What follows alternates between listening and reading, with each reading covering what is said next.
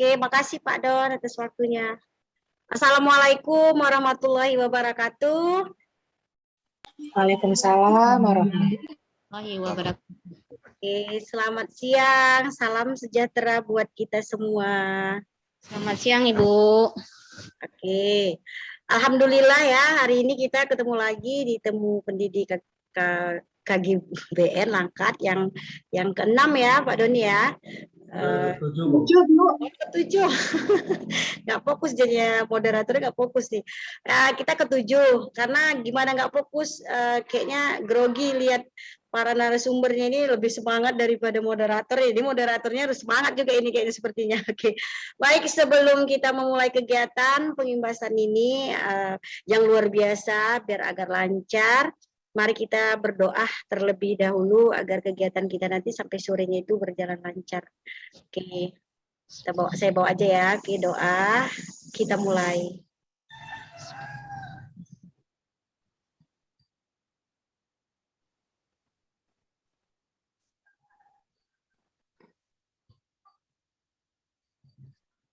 Oke, amin.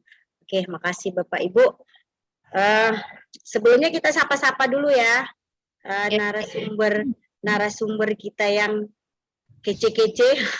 Hari ini kita mau ini ya, temanya pemimpin merdeka belajar, pemimpin masa depan.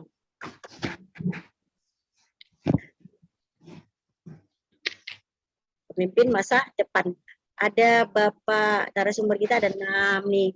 Pak Edi Saswono dari SMK Swasta Dharma Patra. Boleh dibuka?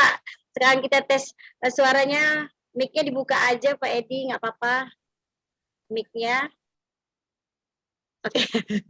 Lambaikan tangan dia. Oke, siap-siap. Oke. Pak Eko Puspitonya? Boleh dibuka? Ya. Oke, dari mana Pak? Dari SMK Swasta Swakarya Salapian, Bu. Siap-siap.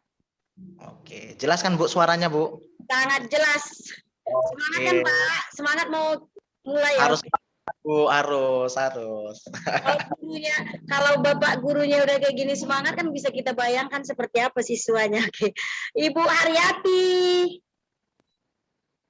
Halo Bu, Assalamualaikum. Salam kenal Bu, Abu Aslamiyah. Oke Bu, siap Ibu. Mudah-mudahan insya Allah. Alhamdulillah. Ibu Siti Julaiha. Mana dia ini? Assalamualaikum Ibu. Salam kenal. Selepan juga ya. Sehat hari ini juga Ibu. Sehat dan semangat ya. Semangat.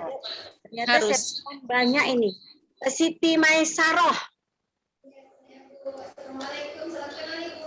Waalaikumsalam. Ini dari Selepan juga ya. Ini kayaknya diborong semua nih narasumbernya dari SMP Negeri 4 Selepan. Jadi keren-keren ini.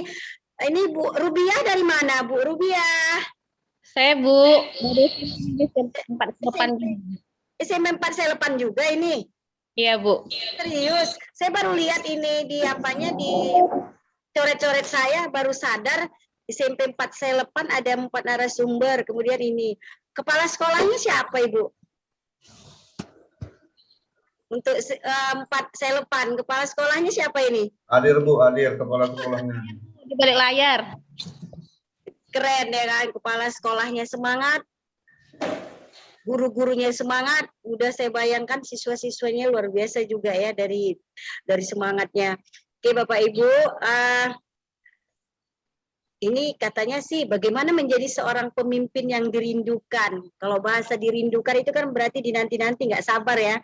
Kalau kita merindukan sesuatu seperti itu, saya ingin tahu siapa sih pemimpin yang dirindukan. Kemudian bagaimana menjadi pemimpin bisa menggerakkan perubahan.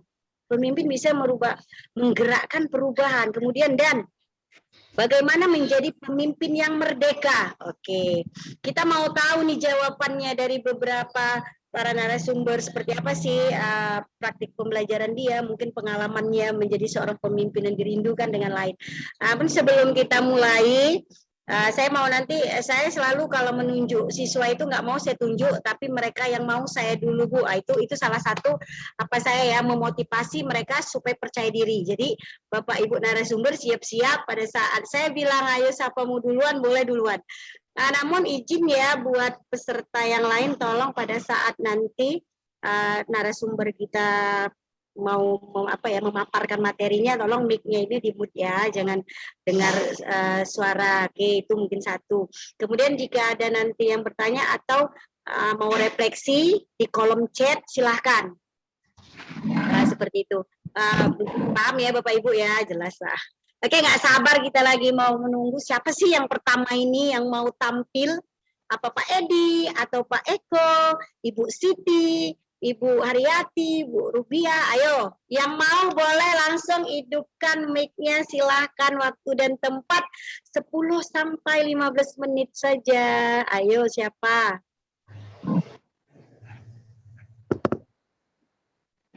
Ini yang oke, Pak Edi Sasono, mic-nya juga dibuka sama Bu Rubia. Udah Bu. Yang tua terakhir aja Bu.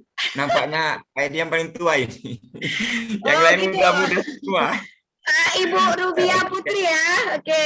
Yang tua, sebenarnya yang tua itu yang harus nunjukkan Pak. Tapi untuk sesi ini nggak apa-apa, karena permintaan yang tua supaya kami juga nggak kualet sama yang tua. Nggak apa-apa Pak Edi. Kita izin sama Bu Rubia Putri. Iya Ibu mau duluan ini. Ibu. Oke. Ibu Siti Maisarah, mic-nya di mute dulu. Oke, Bu Rubia Putri, silakan berbagi materinya. Paparan waktu dan tempat kami persilakan. Silakan. Assalamualaikum warahmatullahi wabarakatuh. Waalaikumsalam warahmatullahi wabarakatuh. Terima kasih saya ucapkan kepada Ibu moderator, yaitu Asma Aslamiyah, yang penuh semangat. Kemudian kepada KGBN Langkat yang telah memberikan kesempatan saya untuk bergabung di komunitas Sekolah Merdeka Belajar ini. Dan tak lupa juga mengucapkan banyak terima kasih kepada Bapak dan Ibu pemimpin dan guru-guru yang hebat yang bergabung di siang hari ini. Perkenalkan dulu, nama saya Rubia. Saya adalah salah satu pengajar di SMP Negeri 4 Selepan, Kecamatan Selepan, Kabupaten Langkat. Di sini saya akan menyampaikan dan memaparkan salah satu modul yang telah saya pelajari selama saya menjadi salah satu peserta Sekolah Merdeka Belajar ini. Di antaranya yaitu modul pembelajaran jarak jauh Merdeka Belajar. Di modul ini banyak pengetahuan yang saya dapatkan, yaitu tentang miskonsepsi pembelajaran jarak jauh dan bagaimana strategi pembelajaran jarak jauh dengan cara 5M. Mengenai konsep pembelajaran jarak jauh, mungkin saat ini tidak asing lagi ya Bu, Bapak, kedengarannya mengenai istilah PJJ, bahkan kita telah menerapkan semuanya. Perlu kita ingat, sejak diterbitkannya surat edaran Kemendikbud nomor 15 tahun 2020 tentang pedoman penyelenggaraan belajar dari rumah dalam masa pandemi COVID-19. Pembelajaran dilakukan secara jarak jauh, baik daring, dalam jaringan maupun luring di luar jaringan. Kondisi ini berdampak pada proses pembelajaran sementara yang tidak lagi dilakukan secara tatap muka. Kita bisa lihat ya Ibu, kondisi guru, murid, dan orang tua. Next Pak. Pak Doni. Kita bisa lihat di sini Bu, kondisi guru dan orang tua, di antaranya kondisi guru tidak bisa memandu proses pembelajaran dengan murid secara langsung. Kemudian, guru tidak bisa menggunakan sumber daya yang tersedia di sekolah. Untuk kondisi murid, murid tidak bisa melakukan aktivitas kegemaran sebagaimana biasanya. Kemudian terbatasnya komunikasi murid dengan teman sepermainannya. Dan pada kondisi orang tua selama pandemi, terbatasnya akses orang tua terhadap tempat kerja yang mempengaruhi pendapatannya. Kemudian terbatasnya komunikasi orang tua dengan rekan kerja dan pergaulan sosial lainnya. Dengan melihat kondisi seperti ini, kemudian pada saat itulah saya melakukan pembelajaran jarak jauh. Pembelajaran jarak jauh yang saya lakukan cenderung hanya memberikan tugas-tugas yang hampir sama pada semua murid-murid. Dan saya hanya mengejar ketuntasan kurikulum tanpa memperhatikan kondisi dan kemampuan murid dan orang tua. Dan pembelajaran tanpa melibatkan orang tua, pembelajaran itu dikendalikan oleh saya atau guru. Kemudian hal ini membuat murid saya tidak semuanya aktif mengikuti pembelajaran yang saya lakukan. Murid saya banyak yang tidak mengerjakan dan menyelesaikan tugas-tugas yang saya berikan. Sehingga tugas-tugas yang saya berikan menumpuk karena waktu pengumpulan tugas yang singkat dan sempit yang saya berikan. Kemudian yang lebih dampak psikologis pada murid saya, dan akhirnya timbullah rasa jenuh, bosan terhadap proses pembelajaran jarak jauh saya ini. Kemudian, ya, alhamdulillah setelah saya mengikuti salah satu peserta Sekolah Merdeka Belajar dengan mempelajari modul-modul dan program-programnya, yaitu salah satu pembelajaran jarak jauh Merdeka Belajar. Ternyata pembelajaran jarak jauh yang selama ini saya lakukan adalah salah satu kesalahan besar dan termasuk miskonsepsi pada pembelajaran jarak jauh. Next, Pak, miskonsepsi pembelajaran jarak jauh Merdeka Belajar. Di situ diantaranya pembelajaran yang bisa langsung diikuti siswa. Kemudian yang kedua, memberikan tugas yang sama ke semua siswa dan mengejar ketuntasan kurikulum tanpa memperhatikan kondisi dan kemampuan siswa dan orang tua. Kemudian pembelajaran yang dikendalikan penuh oleh guru. Dan yang keempat, pembelajaran tanpa melibatkan orang tua. Itulah beberapa miskonsepsi pembelajaran jarak jauh. Yang ini yang harus kita hindari ya Bapak Ibu. Jadi pembelajaran jarak jauh yang saya lakukan di sekolah haruslah memperhatikan profil murid dan orang tua. Di sini saya melakukan mendata dan harus mengetahui kesiapan murid dan orang tua dalam proses pembelajaran jarak jauh yang saya lakukan. Yaitu seperti saya menanyakan kepada orang tua murid yang mempunyai HP Android, siapa saja murid yang mempunyai HP pribadi dan fasilitas-fasilitas dan keadaan lingkungan orang tua murid dengan jaringan internet yang sudah memadai.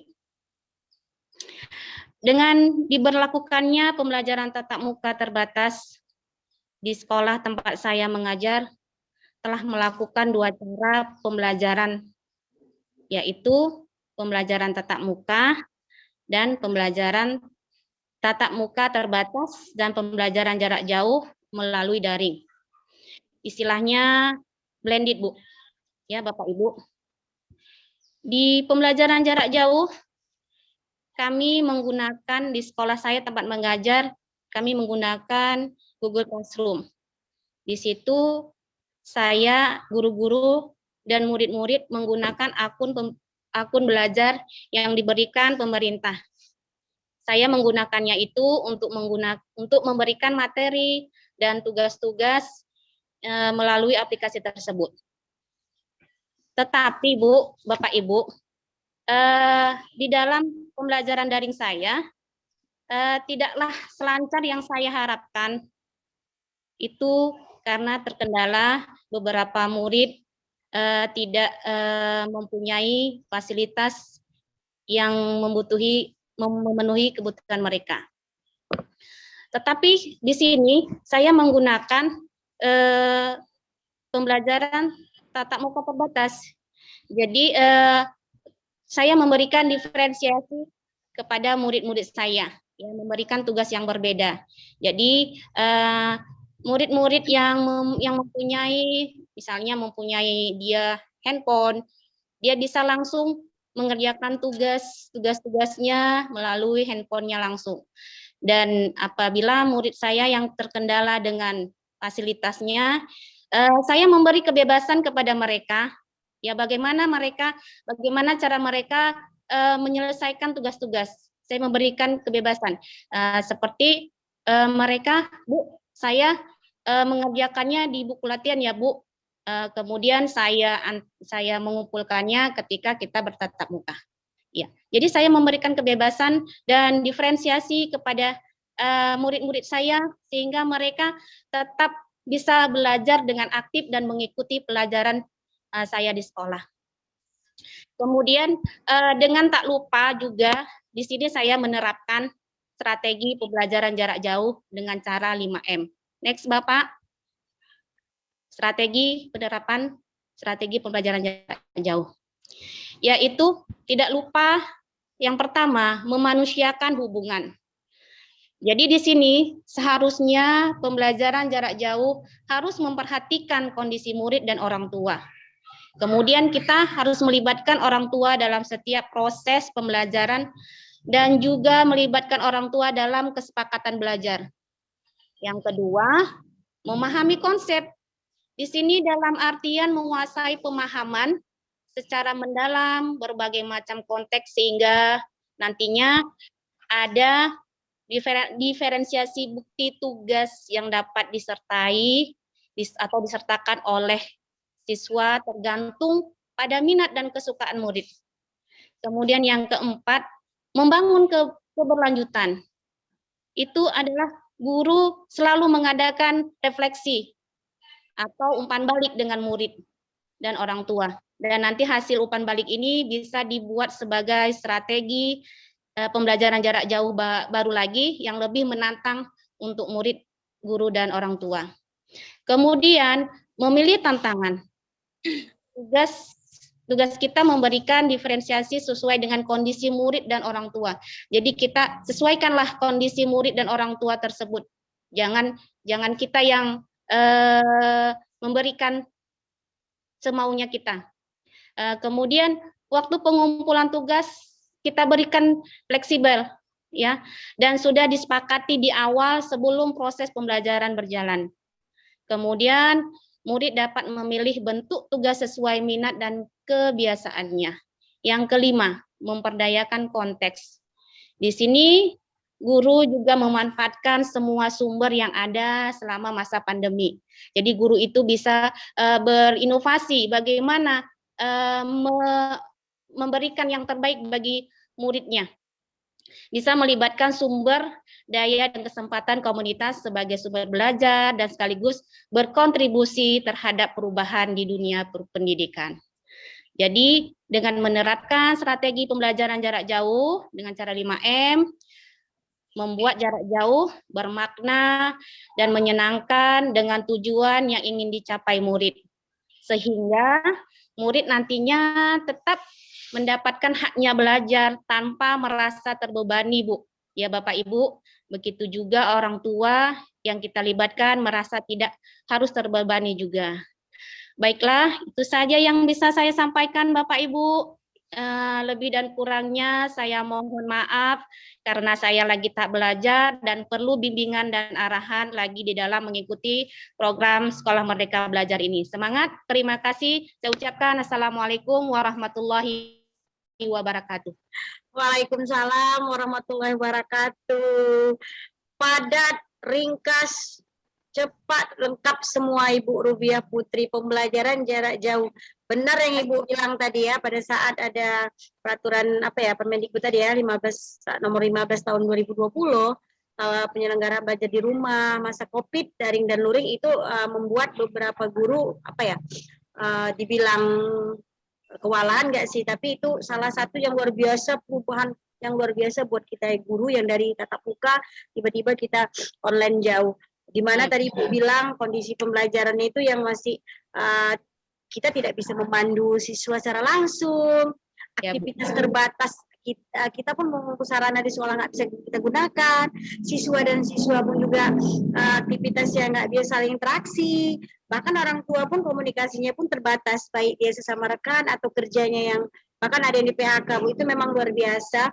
Tapi lihat dari luar biasa, terus Ibu terus melakukan ya tadi bagaimana dengan, saya suka dengan ini tadi profil murid dan orang tua, kemudian mendata kesiapan murid. Nah, itu suka saya tadi, kenapa kita tahu ternyata yang si A punya HP Android tapi berkongsi dengan kakaknya, ada yang kongsi dengan saudara, karena ekonomi kan berbeda kan, seperti itu. Itu luar biasa, Bu.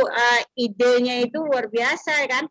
Dengan strategi 5M-nya sangat menginspirasi, Bu. Terima kasih sudah berbagi. Bapak Ibu yang ingin juga berbagi refleksinya dari yang narasumber kita Ibu Rubiah Putri, boleh silakan di kolom chat juga boleh. Refleksinya seperti apa. Nanti di terakhir kali juga nanti ada kata kunci refleksi masing-masing dari narasumber. Juga nanti boleh para peserta di akhir nanti mau menanggapi refleksi dari 6 narasumber yang hebat-hebat ini. Oke, makasih, kita lanjut ya. Kita mau lanjut yang kedua. Masih ada lagi 5 narasumber yang hebat-hebat, 10 menit, 15 menit ke depan, 13 menit lah, itu kita serahkan kepada narasumber. Yang mau duluan siapa ini setelah Ibu Rubiah Putri? Ayo silahkan. Siapa yang mau dulu? Pak Eko. Pak Eko sama Bu Siti Maisaroh, mic-nya dihidupin. Kita mau kemana nih? Kita mau ke Salapian dulu atau balik ke mana tadi ya? Selepan. Bingung saya, Selepan, Sepian. Ayo, Bu. Mana, Bu? Oke, Pak Eko, silahkan dengan paparan materi yang luar biasa. Waktu dan tempat saya silakan 10 atau 12 menit, 15 menit. Untuk peserta yang lain izin ya, mic-nya di-mute-kan. Oke, silahkan. Assalamualaikum warahmatullahi wabarakatuh. Selamat Waalaikumsalam. sore semuanya. Nah, sebelumnya mungkin ada yang belum kenal mungkin dengan saya. Perkenalkan, nama saya Eko Puspito. Asal saya mengajar SMK Swasta Swakarya Salapian. Nah, yang saya hormati kepada Ibu Moderator, Bu Aslamia, yang saya hormati Bapak Ibu narasumber yang luar biasa dan hebat-hebat yang akan memberikan refleksi pada kesempatan hari ini. Nah, hari ini saya akan merefleksikan tentang Sekolah Merdeka Belajar, yaitu tentang pembelajaran Merdeka Belajar berbasis kompetensi.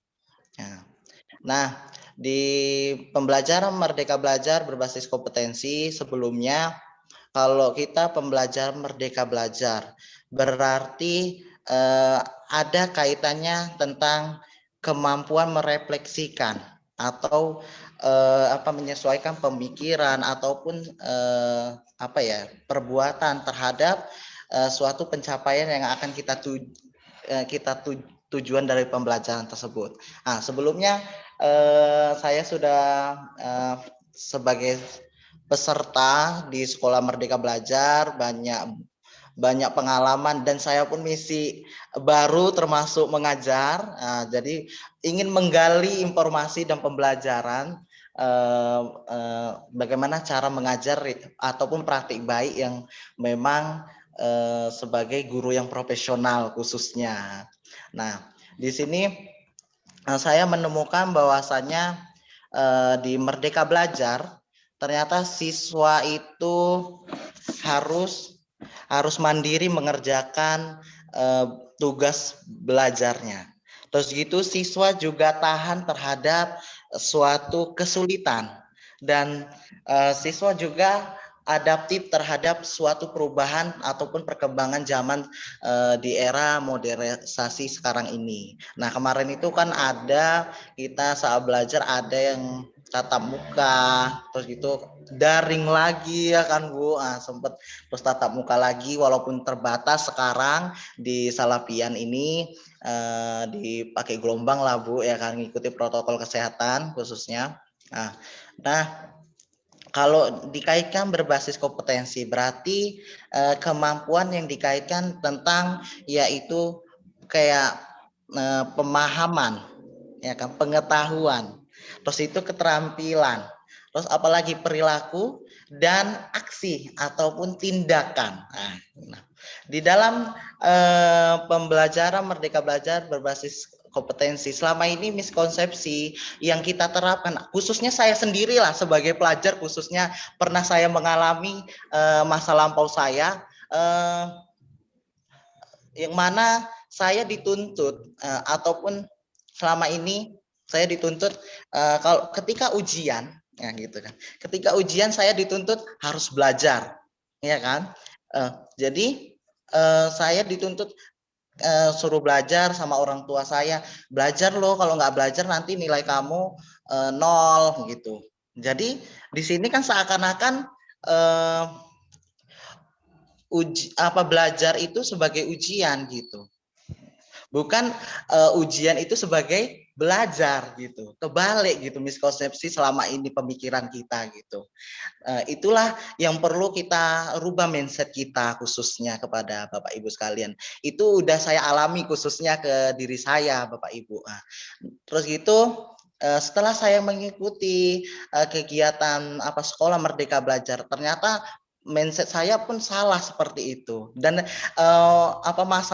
masa lampau saya pun salah seperti itu. Ujian untuk belajar itu salah gitu.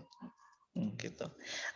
Terus gitu orang tua pun menganjurkan kepada saya, kamu harus dapat nilai tinggi gitu. Guru pun seperti itu selama ini saya lihat. Kamu harus dapat nilai tinggi, harus maksimal di pembelajaran. Kalau kamu nggak dapat nilai tinggi, nah berarti pembelajaran kamu itu kurang maksimal gitu.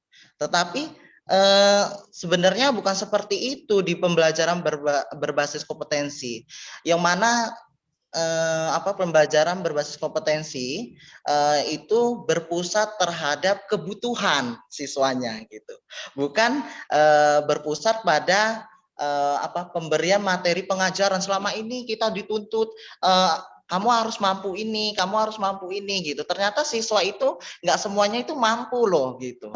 Kepada Bapak Ibu sekalian, ternyata saya lihat ada yang siswa yang tidak, saya khususnya ngajar akuntansi Bapak Ibu gitu kan. Ternyata siswa itu katanya akuntansi itu serem, menegangkan, hitung-hitung gitu ya. Selama ini berpikirnya seperti itu gitu. Setelah saya mengikuti Merdeka Belajar, ternyata siswa saya contohnya saya menerapkan tentang penulisan atap saya lah. Saya kasih contoh penulisan atap saya.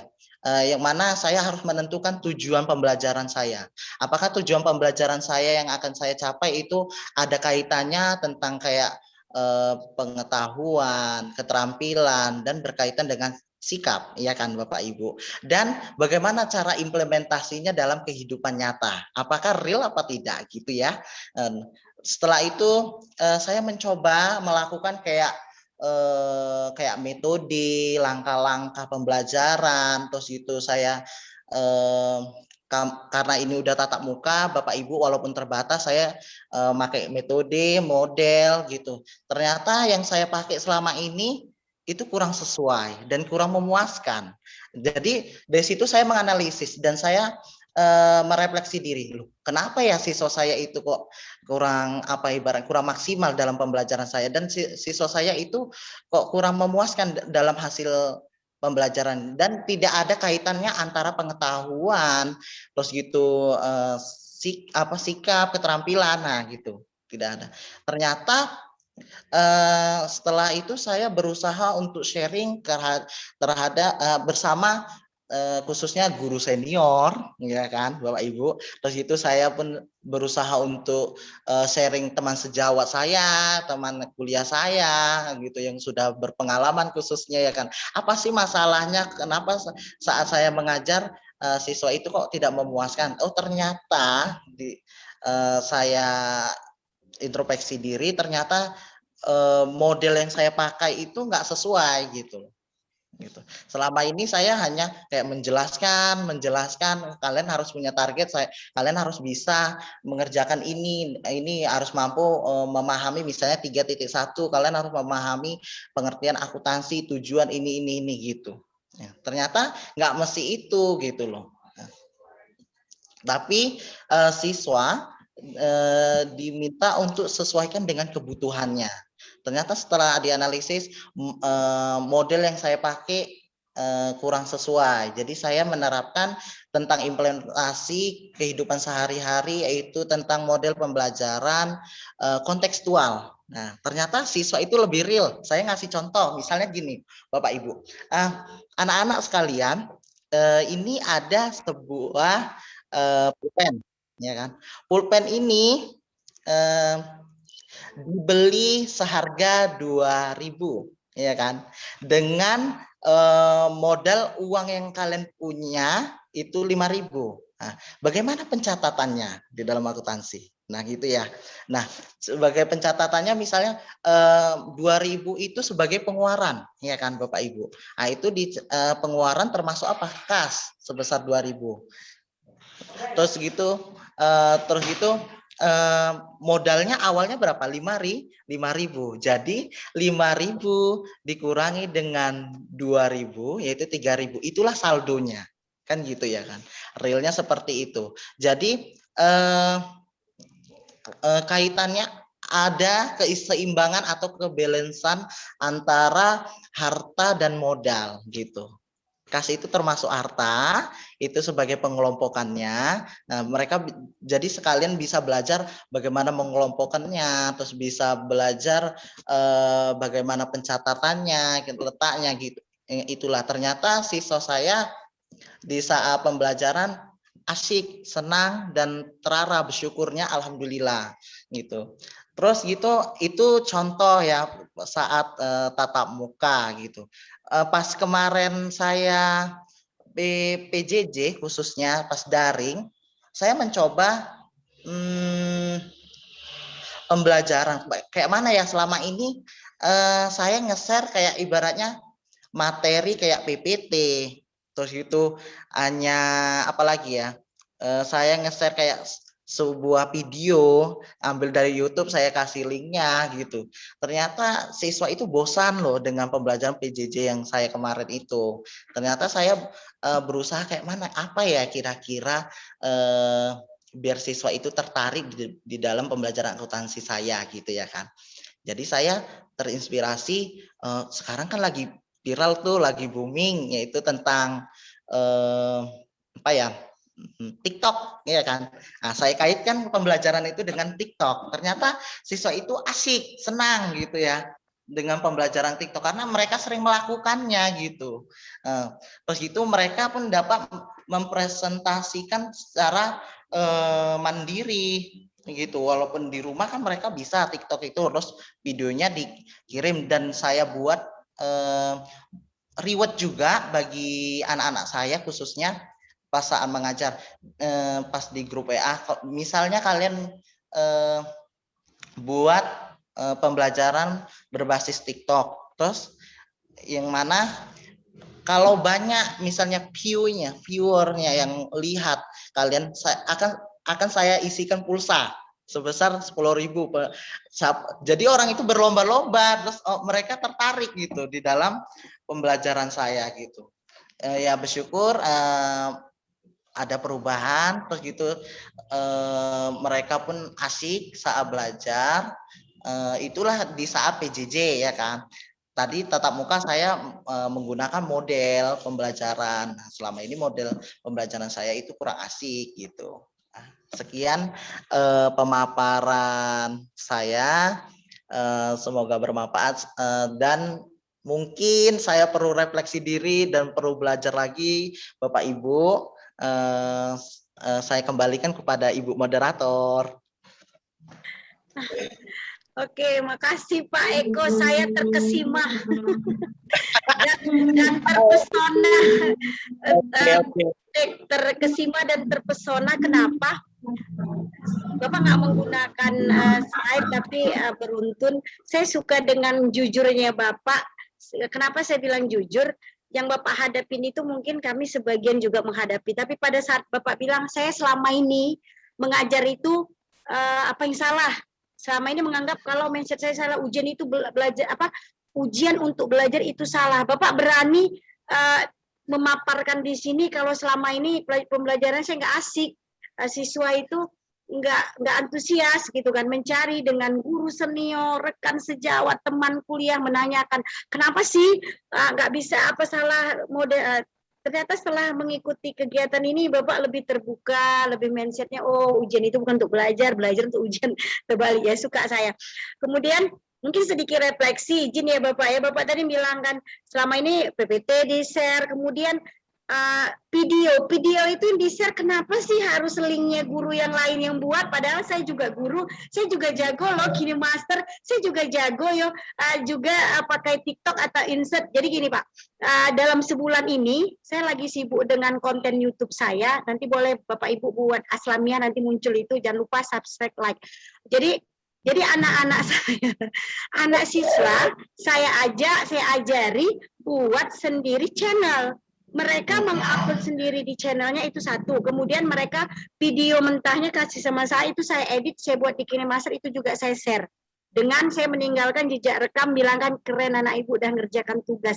Jadi mereka dapat seperti Bapak bilang, asik, menyenangkan, mereka lebih bagus lagi cara belajarnya. Mungkin nanti setelah sesi narasumber yang lain, kita cerita-cerita lagi ya dengan guru yang lain, praktek-praktek luar biasa. Makasih Pak Eko, semangatnya luar biasa. Oke, udah 2 narasumber kita. Bapak Ibu izin 5 menit. Tolong dong di kolom chatnya diketikkan kata semangat. Saya mau T-nya panjang. Saya nggak nanti pingin juga di akhir nanti saya lihat T-nya itu berkurang atau makin panjang. Ayo Bapak Ibu, biar apa ya? Biar semangat. Pak Edi Saswono mau presentasi sekarang apa terakhir atau ada Ibu Siti juga yang lain. Oke. Responnya luar biasa ini. Ayo, semangat seperti itu. Oke, kembali lagi kita. Suka saya ini Bu Caroline penjahitan, semangat sampai saya gini ngitungnya nggak terhitung. Bu Irma nggak terhitung, saya Bu Irma banyaknya sama Bu Caroline. Woi Bu Kiki, lengkap dengan semangatnya itu, suka. Oke. Makasih untuk semangatnya. Sampai jam 3 ya. Jangan nggak semangat ya. Oh Bu Anita, ampun Bu Anita, semangatnya kok seperti ini. Jadi saya pun lebih semangat, luar biasa. Oke, untuk narasumber ketiga kita, paparan materinya juga mungkin luar biasa, nggak sabar kita nunggu. Bapak Ibu yang mau refleksi paparan materi teman-teman tadi, boleh di kolom chatnya. Jangan lupa mic-nya dimatikan. Oke, siapa yang mau berbagi nih, memaparkannya lagi? Siapa ini? Ayo. Ada 4 lagi. Ayo siapa yang mau memaparkan? Bu Aslamia, Bu Mala udah siap-siap itu. Bu Siti Mesaro. Oke. Oke, Bu Siti Mesaro. Bu Mala, Bu. Ah, Bu Mala kayaknya. Ibu Haryati Mala. Mana deh, Bu? Oh, Bu Haryati Mala. Ibu Haryati Mala silakan Oke, Bu Haryati Mala yang pakai kacamata yang sama manisnya, banyak ibu daripada saya. Silakan 10 menit waktu dan tempatnya. Oke, terima kasih Bu Aslamia. Assalamualaikum warahmatullahi wabarakatuh.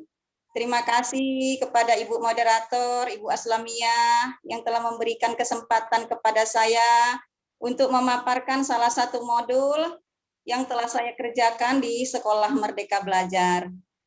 Dan terima kasih juga kepada Bapak Ibu guru hebat yang sebelumnya kita sudah bergabung di Zoom meeting siang ini. Sebelumnya saya mohon izin dulu ini Ibu untuk memperkenalkan diri saya. Nama saya Haryati Mala. Saya bertugas sebagai guru mapel di SMP Negeri 4 Selepan. Di sini saya akan memaparkan salah satu modul yang ada di Sekolah Merdeka Belajar, yaitu merancang RPP Merdeka Belajar. Saya menemukan kata merdeka di sini ya, Bapak Ibu. Merdeka bukan berarti dijajah ya. Tapi ternyata merdeka yang dimaksud dalam merancang RPP Merdeka Belajar ini adalah seakan-akan memberi pesan kepada saya bahwa pembelajaran yang terjadi di kelas itu harus lebih berorientasi kepada murid, lebih memberikan ruang kepada murid untuk mengambil seluruh ilmu yang ada agar minat bakat murid bisa tersalurkan. Itulah yang saya dapatkan setelah saya belajar di Sekolah Merdeka Belajar. Oke, next. Bapak, Ibu, saya mohon mohon izin ya menampilkan beberapa slide. Bukan berarti saya menggurui Bapak Ibu, karena pun saya ini masih proses belajar juga. Di sini ada sebuah kata pengantar yang saya kutip dari modul merancang RPP Merdeka Belajar. Di sini dalam kata pengantar itu, RPP itu adalah salah satu kompetensi pedagogi yang harus dikuasai guru. Begitu penekanannya ya. Dan RPP itu merupakan ketentuan yang harus dilakukan guru sebelum melaksanakan proses pembelajaran. Mengapa katanya? Karena apa? RPP itu berperan sebagai pedoman yang memuat prosedur, pengorganisasian pembelajaran, guna mencapai kompetensi yang tertera pada silabus. Sudah itu, dia memberi pesan guru yang berkompeten itu dapat menyusun RPP akan lebih terarah dan sistematis selama melaksanakan proses pembelajaran. Oke, next Pak Doni. Dari pengalaman saya dulu ya, kalau saya bicara RPP, jujur ini ya Bapak Ibu, RPP saya itu copy paste dari teman-teman. Begitulah. Jadi ini saya torehkan, saya curahkan dengan miskonsepsi RPP. Jadi RPP itu kalau dalam hati saya ini hanya sebagai syarat administrasi saja. Ya, kalau sudah ada diperiksa, sudah ada tanda tangan kepala sekolah dengan lengkap. Begitu Bapak Ibu, itu saya banget itu. Maaf ya Bapak Ibu. Ini dalam miskonsepsi RPP, yang pertama itu RPP hanya sebagai tugas rutinitas untuk menggugurkan kewajiban tanpa menyadari makna dari proses merancang alur pembelajaran. Yang kedua, RPP menjadi sekedar tugas administrasi belaka dengan copy dan paste dari internet. Nah, itu saya itu kan. Baru yang ketiga, guru kerap melupakan kebutuhan murid dan tujuan pembelajaran yang ingin dicapai. Begitu ya, kebutuhan murid pun lupa kita, saking ribetnya membuat RPP tersebut sebelum kita mengenal RPP Merdeka Belajar. Yang keempat, guru lebih memikirkan bagaimana menyelesaikan materi dan pencapaian nilai daripada melakukan intervensi pengajaran yang tepat bagi murid. Nah, itulah salah satu miskonsepsi dari RPP sebelum kita mengenal RPP Merdeka Belajar. Selanjutnya, Pak Doni. Oke. Di sini kita ketahui Bapak Menteri Pendidikan dan Kebudayaan kita, yaitu Bapak Nadiem Makarim, memberikan sebuah kebijakan tentang RPP yang Merdeka Belajar. Salah satu inisiatif beliau itu yaitu penyederhanaan RPP. Jadi ini bisa kita lihat ya dalam slide saya ini, saya mengutipnya dari ini RPP sebelum Merdeka Belajar ada 13 komponen. Saya ambil dari Permendikbud nomor 22 tahun 2016. Di situ ada 13 komponen ya Bapak Ibu, dan kita bandingkan dengan RPP yang sudah Merdeka Belajar, terdiri dari 3 komponen. Itu saya ambil dari surat edaran Mendikbud nomor 14 tahun 2019. Jadi dari yang 13 komponen itu disederhanakan menjadi 3 komponen. Bukan berarti RPP yang sudah kita buat sebelumnya itu tidak bisa dipakai. Bisa ya Bapak Ibu, itu yang saya ketahui dan saya pelajari dari Sekolah Merdeka Belajar ini. Jadi di situ ada komponen-komponen yang bisa dijadikan satu, ya seperti tujuan pembelajaran, 6, 7, 8 itu bisa menjadi tujuan pembelajaran. Dan 9, 10, 11, 12 itu bisa kita jadikan langkah-langkah pembelajaran. Dan di 13 adalah penilaian hasil pembelajaran itu atau asesmen. Seperti itu Bapak Ibu. Oke, selanjutnya next. Mengapa RPP itu harus disederhanakan? Karena kita harus mengacu pada prinsip-prinsip ya, prinsip-prinsip dasar untuk menyusun RPP. dari penyederhanaan RPP tersebut saya lebih memahami bahwa ternyata RPP dibuat tidak serumit yang saya bayangkan. Di sini saya di sini dapat dilihat membuat RPP itu harus mengacu pada beberapa prinsip, yaitu efisien, efektif, berorientasi pada siswa. Itu seperti itu ya, berorientasi pada siswa. Jadi RPP itu dibuat tujuannya harus kita melihat siswa, keadaan siswa, minat bakat siswa. Begitu, Bapak Ibu. Nah, oke, selanjutnya next. Dan dalam RPP Merdeka Belajar ini ada 3 komponen yang paling penting yang bisa dikembangkan untuk menjadi sebuah RPP. Mungkin kita sudah tidak asing lagi ya dengan 3 komponen penting ini, yaitu yang pertama tujuan pembelajaran, yang kedua langkah-langkah atau kegiatan pembelajaran, yang ketiga penilaian pembelajaran atau asesmen. Maka penulisan RPP itu dilakukan dengan efisien, efektif, sehingga guru memiliki lebih banyak waktu untuk mempersiapkan dan mengevaluasi proses pembelajaran itu sendiri. Seperti itu di dalam Sekolah Merdeka Belajar. Next. Di sini komponen-komponen tujuan pembelajaran itu yang sudah saya lakukan, setelah saya belajar di Sekolah Merdeka Belajar, Merdeka Belajar, ini saya mengetahui dan mempelajari modul ini, mencoba mengemas RPP Merdeka Belajar ini secara berproses. Di sini saya akan tampilkan tujuan pembelajaran yang telah saya buat dan saya terapkan kepada siswa saya.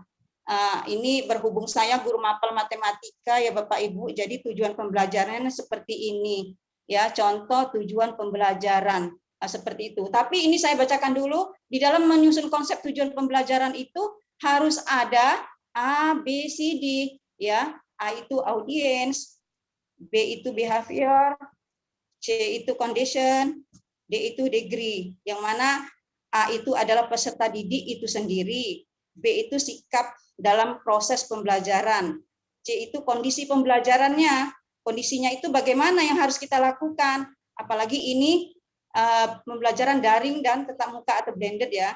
Yang D adalah capaian yang diharapkan. Balik lagi ke tujuan pembelajaran yang sudah saya buat.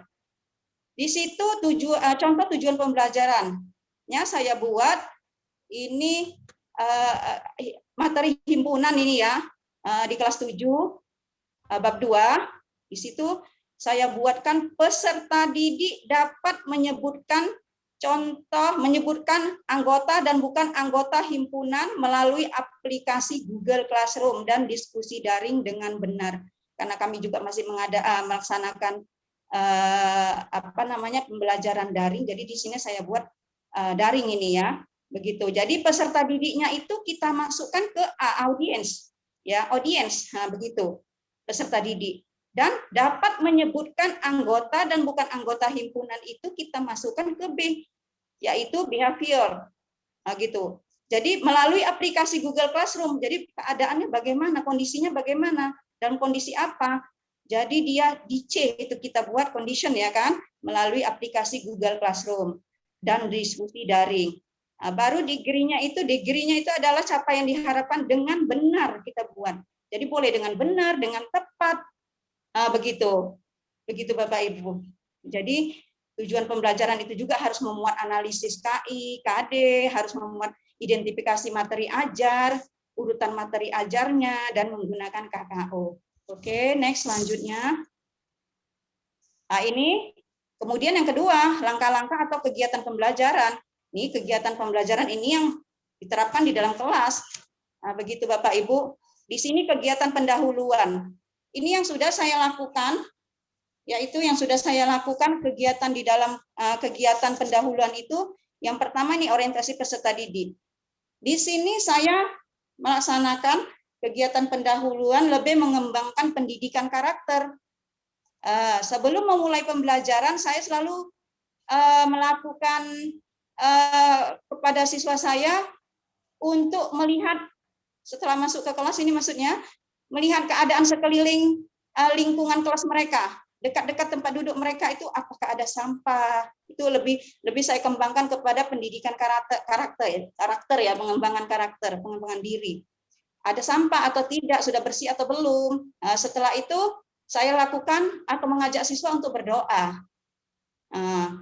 Setelah berdoa, baru saya menjelaskan apa tujuan pembelajaran hari ini. Baru berikutnya saya adakan apersepsi.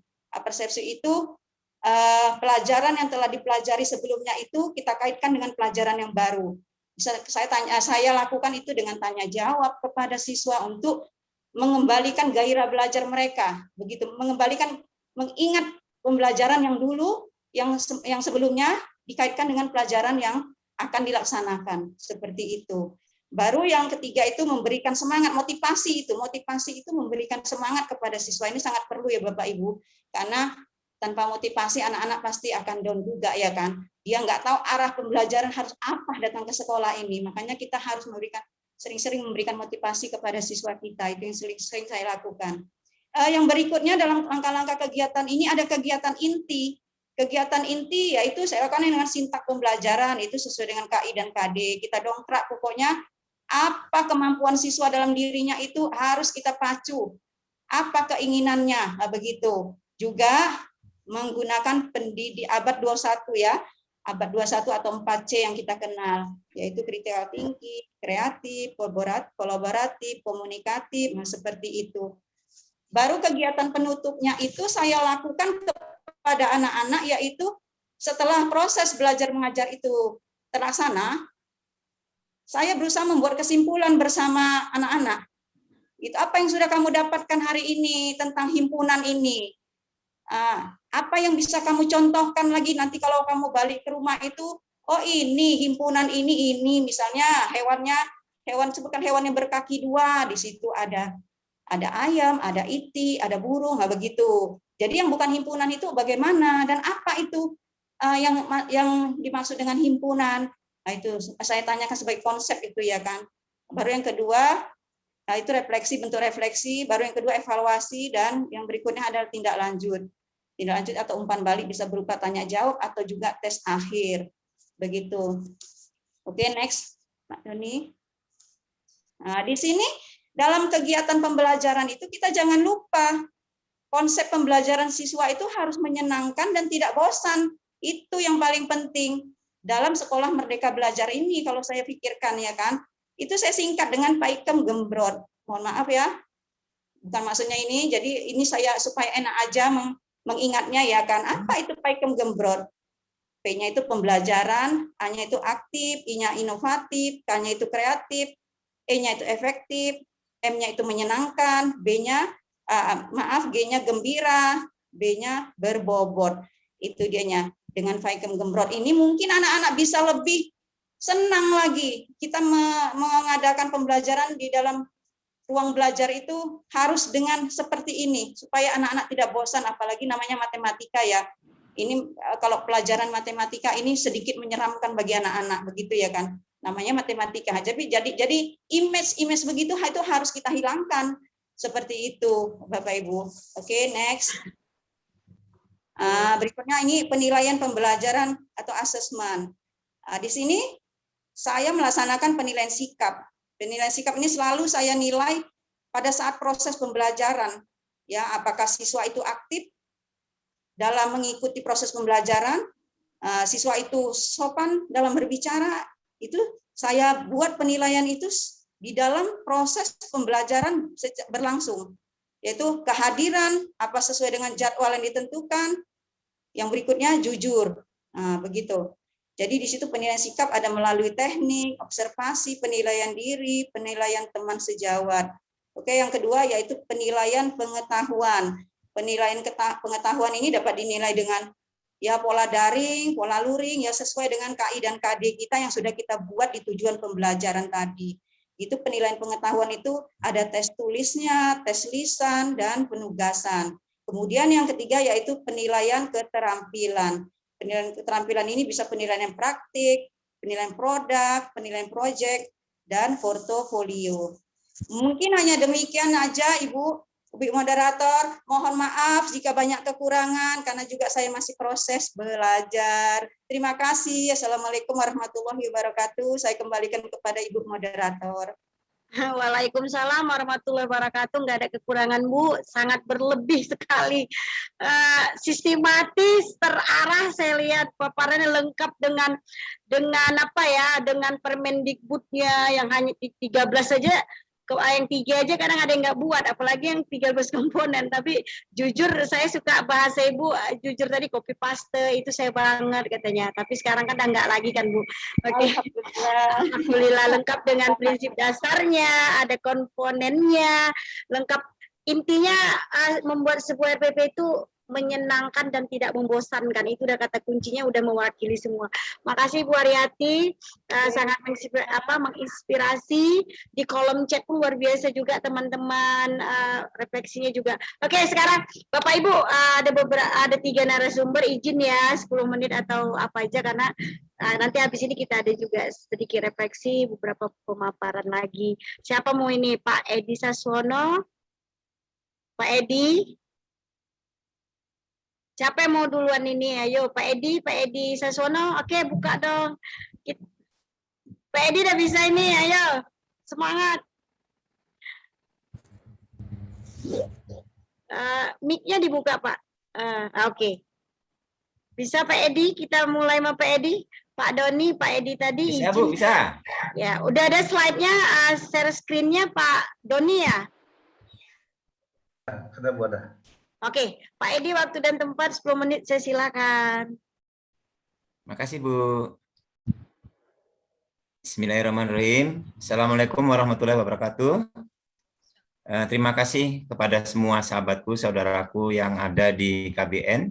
Mudah-mudahan kegiatan ini akan membawa kebaikan, kemajuan bagi kita. Sebelumnya, Pak Edi ini sebagai mungkin orang yang sudah tua, mungkin merasa mulai grogi nih Bu, dari adik kita tadi, ibu kita dari menyajikan materi tentang PJJ, kemudian dari Kak Sapa tadi, tentang pembelajaran yang berbasis kompetensi, kemudian RPP. Ya. Semua sahabat saudaraku, ini Pak Edi tepatnya mengajar tahun 91 Bu, dari tahun 91 sebagai seorang pendidik, sebagai seorang guru, sampai tahun 2010, berarti sekitar 19 tahun mendidik, mengajar anak-anak. Jadi apa yang disampaikan paparkan sebelumnya, itu merupakan suatu pengalaman bagi saya, karena masa dulu dengan sekarang sudah makin canggih, Bu. Ya, sangat luar biasa. Jadi hari ini, Pak Edi ingin menyampaikan materi tentang pemimpin merdeka belajar. Tepatnya, saya mengajar di SMK Dharma Patra Pangkalsusu sebagai kepala sekolah SMK dari mulai tahun 2011. SMK kami berdiri sampai saat sekarang ini, jadi lebih kurang 10 tahun. Adapun tema kita adalah yang pertama, next, Mas Doni. Mas Doni, next.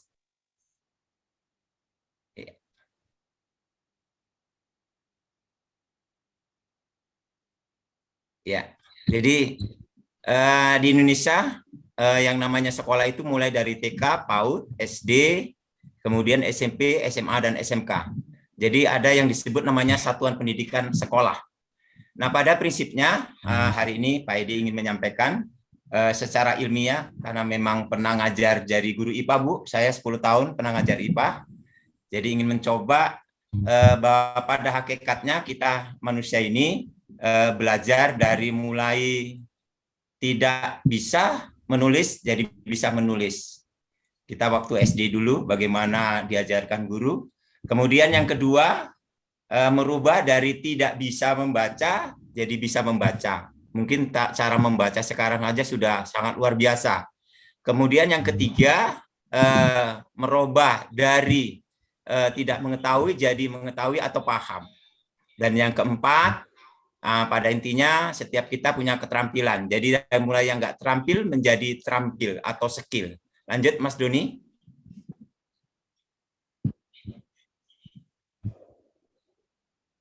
Nah ini Bapak Ibu, jadi kemarin kita pada materi yang keberapa kita ada membahas tentang materi atap.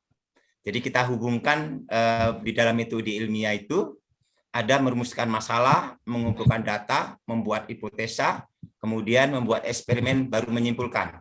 Nah, kita hubungkan dengan pemimpin Merdeka Belajar, yaitu 5M. Yang pertama, memberdayakan. Karena setiap manusia punya potensi. Jadi, adapun komponen ini adalah di sekolah ada siswa, ada guru, ada TU, ada petugas sekolah, dan ada kepala sekolah itu sendiri. Itulah yang dimaksud awal.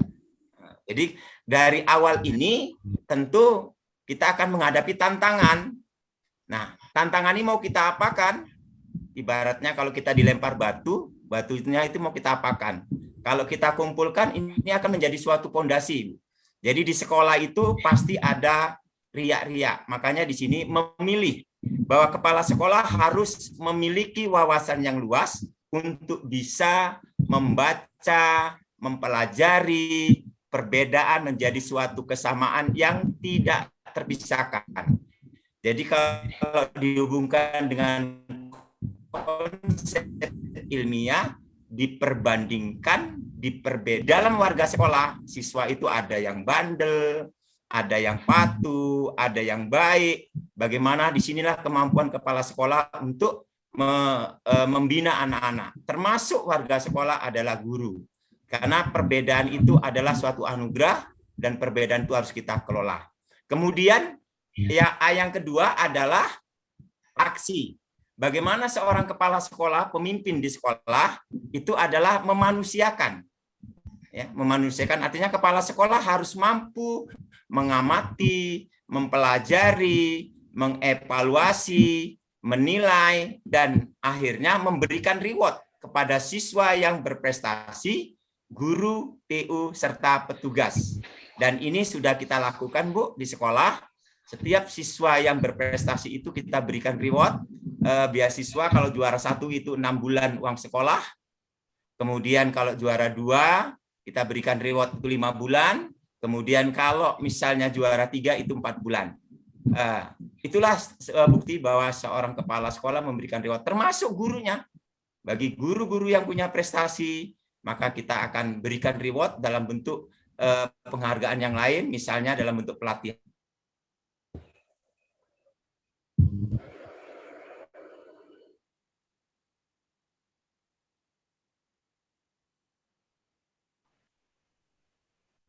Bu Aslamiah mungkin Ya. Pak Pak. lagi Iya ya. Pak ininya kemana? Pak Edi. Terlempar ya Pak Edi ya? terlempar, Bu. Oke, keren ini ya materi nunggu Pak Edi kita. Pak Edi tadi lagi tentang kepemimpinan. Pak Edi. Ya Pak Mungkin Edi. Sepertinya sinyal ya Pak Edi ya. Bapak itu lagi di Brastagi. Pak Edi suaranya dibuka Pak, mic-nya Pak. Udah, Bu, udah dibuka ini. Terlempar ya tadi ya? Tiba-tiba Iya, Bu. hilang. Oke, tadi udah sampai apa ya program atap dalam 5M tadi kepala sekolah harus ini dia tadi sampai manusia kan sekolah 5M, Bu. 5M ya. Lanjut Pak, masih ada waktu Bapak 5 menit lagi silahkan. Iya, jadi yang berikutnya adalah memahami bagaimana seorang kepala sekolah itu harus mampu memberikan keteladanan dari contoh yang baik sehingga bisa diikuti oleh semua warga sekolah. Karena memang disiplin itu dimulai dari diri kita, Bu. Kalau kita mau jujur, ya dari diri kita. Kalau kita mau dikatakan baik, juga dari diri kita. Inilah makna daripada aksi. Kemudian berikutnya, yaitu perubahan. Nah, perubahan ini bagaimana sekolah ini yang tadinya tidak bagus jadi bagus, yang tadinya jorok jadi bersih, jadi rapi. Nah, inilah yang dilakukan oleh seorang kepala sekolah sehingga sekolahnya akan diminati. Next, Mas Doni, karena waktunya terbatas.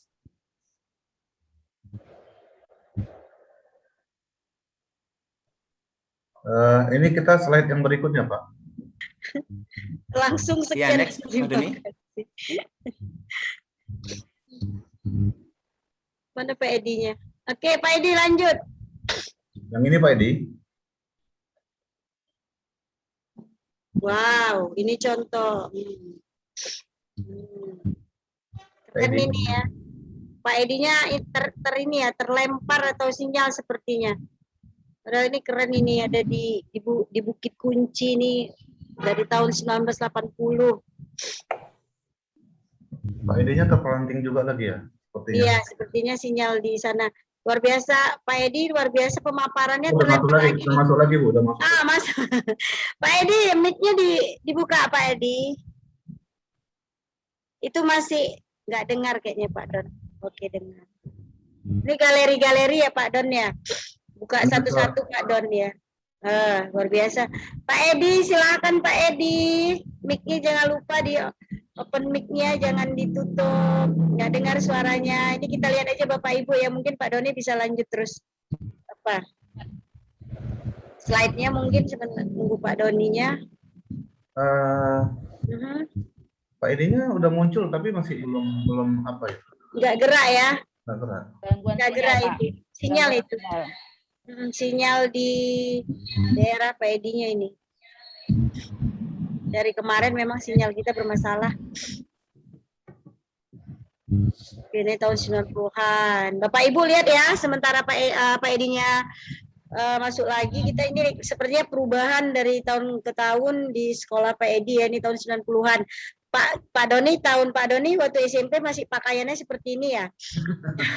Rindu jadi di era 90-an, seperti ini ya, masih nampak aktivitas-aktivitas siswa itu lebih apa ya, lebih kreatif mereka kerjasama kalau lihat dari foto-fotonya ini. Kalau sekarang dengan adanya masa apa ya, luar biasa sekarang dengan Android yang seperti ini susah. Sahabat semua sekolah di KBBN, bahwa inilah kondisi pada saat sekolah saya sudah mulai masuk, Bu. Pada saat itu saya sebagai seorang guru, Bapak yang mana nih, Pak? tambang sebagai pembina OSIS. Oh, pembina OSIS. Lanjut. Di Dharma Patra Pangkansus. Oke. Kondisi sekolah ada kegiatan karena seorang guru itu harus dekat dengan siswa. Siap. Karena potensi sekolah bisa maju berkembang itu adalah kekuatan pada siswa melalui kegiatan eskul. Next. Iya, eskul.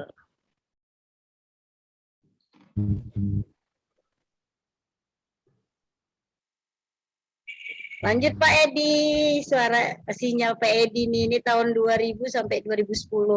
Sambil saya bantu ya Bapak Ibu ya, nanti kalau Pak Edinya masuk nggak apa-apa. Ini tahun 2010, 2000, luar biasa ya eskulnya ya. Kalau saya lihat tadi dari tahun 90-an juga eskulnya ini yang luar biasa, pramukanya ini, senam ikut ininya, ini luar biasa sekolahnya ini. Pembiasaan itu dimulai dari eskul juga luar biasa. Belum masuk Pak Edinya ya, Pak Don? Nggak ada ya? Oke. Oke, lanjut. 2011, 2020, lihat. 2020 kita masih pandemi, tapi lihat. Luar biasa ini. Ini salah satu ya, banyak menceritakan. Artinya gini, dengan melihat gambar ini kita udah lihat kalau pemimpin di sekolah ini luar biasa, ini memberdayakan semuanya. 5M-nya dengan atap tadi digabungkan dengan 5M, ini dia nampak. Bapak Ibu lihat ya, mungkin Bapak Ibu ya mau refleksi dengan tampilan ini, kegiatan-kegiatan ini, lihat. Semua lengkap, seni tari, pencak silat, sunyi baca, ada lab komputernya juga. Dharma Patra ya Pak Don ya, SMK Dharma Patra ya. Ini luar biasa ini. Musiknya pun grup drum bandnya pun ada. Pak Edi, keren ini Pak Edi. Sepertinya Pak Edi terlempar. Lihat Bapak Ibu itu senam. Gupres ya, ini apa, lomba apa ya dapat. Ini lihat soundnya juga ada, labnya juga ada, itu ada musik keyboardnya itu ya. Sesama guru itu ikut kayaknya ngechat atau juga menunjukkan sama siswa juga ikut gotong royong. Luar biasa nih, bakat imtaknya juga ada, siswa sukses, gurunya senang nih, luar biasa Pak Don, Bapak Ibu, ini hasil dari refleksi beberapa tahun nih dia SMP, periode SMP 2010, 15, ini luar biasa ini. Sampai 2021 bukan ini ya, naik juga ini seperti saya lihat. terus meningkat. Periodisasi SMK-nya juga makin, ini sepertinya siswanya ya Pak Don ya, kegiatan-kegiatan siswanya makin meningkat ya kalau kita lihat ya. Mana Pak Edi-nya itu kan kayaknya muncul itu. Ya, dan masuk Pak Edi. Pak Edi. Ya, lanjut Pak Don, habis ini apa? Pak Edi jadi terus saya pernah masuk ngelatih drum band. Ini ada nih ngelatih drum band di Dharma Patra Pangkalan Susu, memang kekeluargaan bukan main. Oh iya. Ya, saya lihat nampak kekeluargaannya luar biasa. SMP di awalnya ini negatif, suka dipuji, butuh setelah mereka berkembang di SMK nih berbagi. Diberi kesempatan ya, tapi harus adanya pengawasan. Mereka mulai berkembang, diberi kesempatan mau mengekspor diri sendiri, mau buat apa, tapi didukung dengan kepala sekolah luar biasa, gurunya juga luar biasa kekeluargaannya. Makanya tadi beberapa slide menampilkan aktivitas siswa, itu nggak bisa dipungkiri, memang luar biasa pemimpin di sekolah tersebut. Lanjut Pak Don. Guru itu ada 4 kata Pak Edi, harus disiplin, loyalitas, kompeten dengan dedikasi. Kalau kepala sekolah itu ada 4 kompetensi, manajerial, kewirausahaan, kemudian supervisi dan kompetensi kepribadian. Maka seorang guru kalau memang mau berhasil sekolah, dengan kepala sekolah itu kerjasama, guru itu harus disiplin, benar. Guru harus punya loyalitas yang tinggi, kemudian guru juga punya dedikasi yang tinggi, dan guru mempunyai kompeten yang disampaikan oleh dari SMK Swalapi yang tadi berbasis pembelajaran kompeten. Next, Madoni. Ada lagi Pak Don? Nah ini Bu, intinya bahwa di sekolah kita sebagian ada suatu kata bijak, pikiran kamu menentukan apa yang bakal kamu lihat, apa yang kamu lihat itu apa yang kamu nikmati, apa yang kamu nikmati itulah kebahagiaan yang mau kita raih. Jadi sekarang dalam proses kita mau membuat pagar, kemudian itu perpustakaan sudah menjadi kenyataan Bu. Kemudian kita pendopo kemarin roboh karena pohonnya tumbang. Itulah rencana mau kita buat supaya lebih indah, menarik sebagai tempat pengembangan anak-anak untuk nari. Amin. Dan alhamdulillah kita sudah punya koperasi guru sendiri Bu. Luar biasa. Iya, sudah punya koperasi sendiri. Jadi artinya masyarakat itu pada hakikatnya pingin anaknya supaya pintar, anaknya tamat yang dari SMK, kita ada SMK-nya Bu, bisa kerja, anak itu belajar selalu nyaman, itulah namanya kesepakatan kelas, bagaimana ruangan itu bersih, rapi, indah. Kemudian masyarakat mengharapkan anaknya sukses, dan berikutnya bagaimana kondisi itu bersih dan nyaman. Lanjut Mas Doni. Luar biasa nih, making map-nya juga luar biasa nih Pak Edi. Pak Edinya terganggu lagi. Next, Mas Doni. Terganggu ini Bu, sinyalnya Bu. Gak apa-apa Pak Dan, Pak Edi saya bantu kok, ini lagi di pribadinya itu ada kayak pintar. Lanjut Pak, gak apa-apa, lanjut. 2 menit lagi habis. Iya. Oke.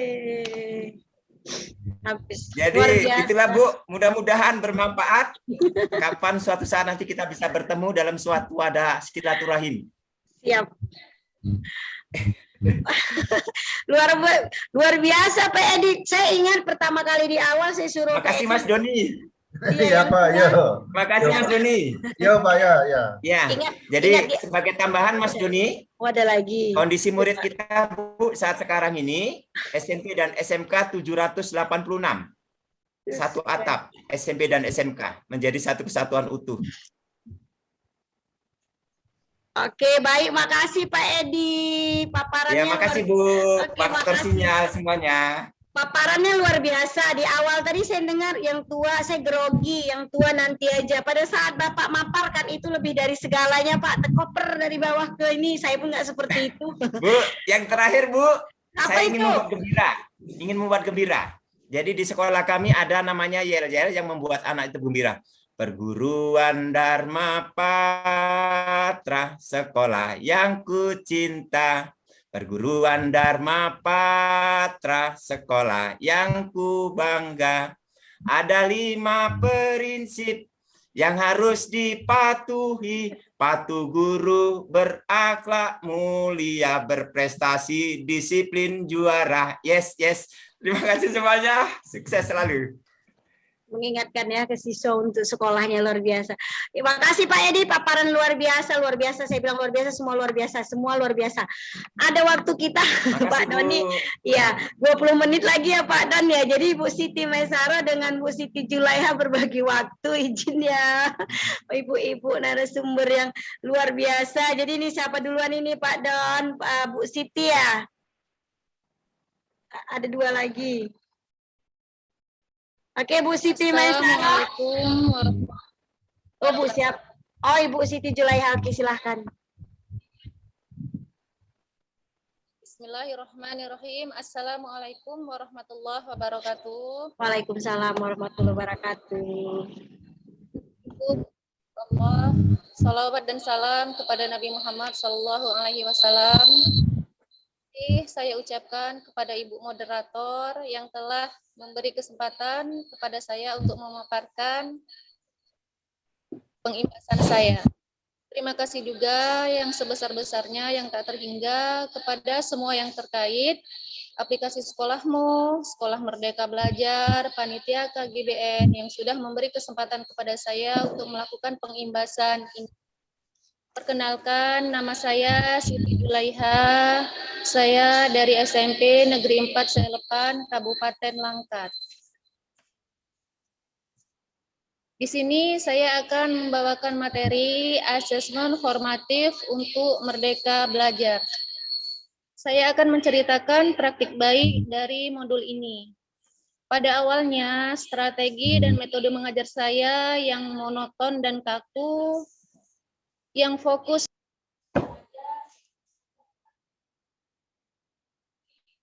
Bu Maisaro, itu mic-nya Bu, mic-nya. Mic-nya belum. Bu Siti Julaiha, ya oke, lanjut. pada awalnya strategi dan metode mengajar saya yang monoton dan kaku, fokus pada peran mengajar, yaitu memindahkan kurikulum ke pikiran murid.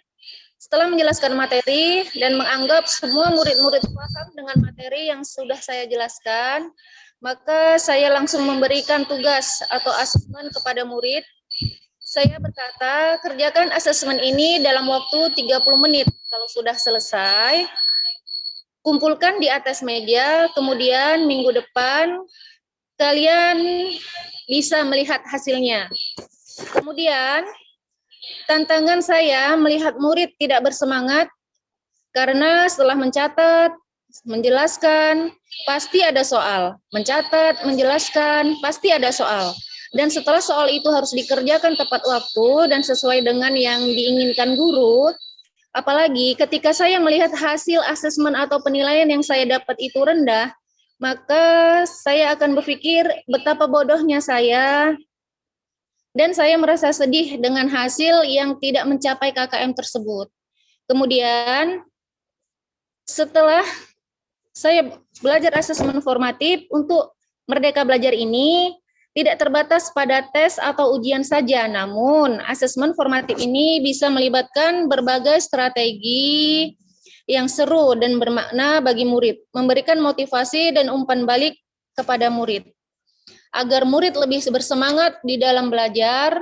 Kemudian, setelah saya mengikuti pembelajaran di Sekolah Merdeka Belajar ini, saya sudah mulai meninggalkan metode belajar saya yang monoton dan kaku itu menjadi pembelajaran yang menyenangkan. Jadi, Bapak Ibu, sekarang saya sudah mulai menerapkan prinsip asesmen Merdeka Belajar. Kemudian secara perlahan-lahan saya juga melibatkan murid untuk menilai dirinya dan temannya, kemudian mengadakan refleksi belajar, motivasi internal, kemudian setelah itu dan akhirnya murid mandiri dalam mengerjakan tugas belajar, kemudian tahan menghadapi kesulitan dan adaptif menghadapi perubahan. Kemudian ini ada sedikit Bapak Ibu tentang materi asesmen formatif untuk Merdeka Belajar.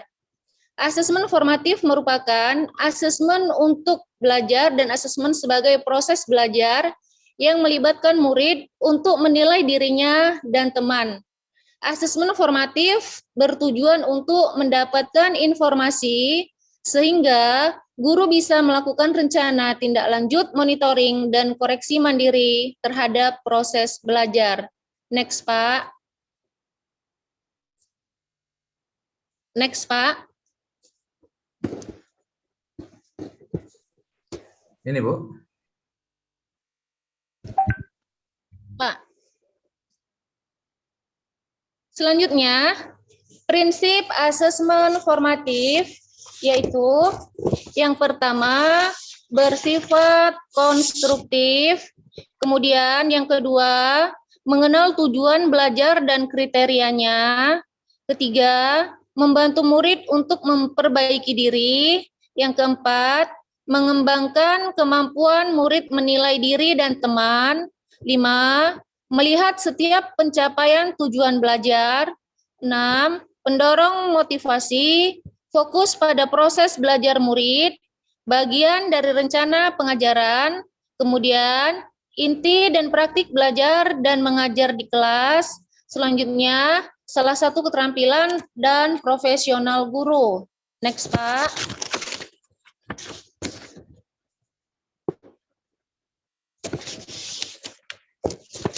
Selanjutnya, kunci keberhasilan asesmen formatif, yaitu menciptakan budaya kelas di mana guru dan murid melihat kemampuan sebagai hal yang dapat berubah dan tidak tetap sifatnya.